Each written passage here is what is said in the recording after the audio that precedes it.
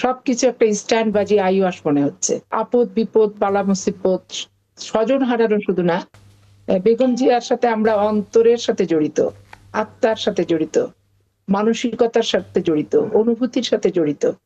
এখন এই জিনিসগুলো বোঝার কিংবা এই জিনিসগুলো তো আর সবার ভিতরে আশা করাও যাবে না, পাওয়াও যাবে না। তবে আমি মনে করি যে নির্বাচন বাংলাদেশে অবশ্যই হওয়া দরকার। তবে সেইটা পরিবেশ পরিস্থিতি সবকিছু বিবেচনা করে যেভাবে রাজনৈতিক সংগঠনরা সবার সাথে সমঝোতা ভিত্তিক ভাবে যেভাবে বলছে সেটার সাথে নির্বাচন কমিশনেরও বক্তব্য যে এত তারিখে তফসিল ঘোষণা করা হবে। জি। আসলে কি হবে এটা ভাই যেমন বললেন যে আসলে নির্বাচন হবে কিনা এটাই বাংলাদেশে সন্দেহ। সবকিছু একটা স্ট্যান্ড বাজি আইওয়াস মনে হচ্ছে। এই তফসিল ঘোষণা সবকিছু এটা ওটা সেটা নমিনেশন এটা ওটা। কিন্তু বাস্তবিক সরকারের প্রস্তুতি চোখে পড়ার মতো আমার কাছে মনে হচ্ছে না ব্যক্তিগতভাবে।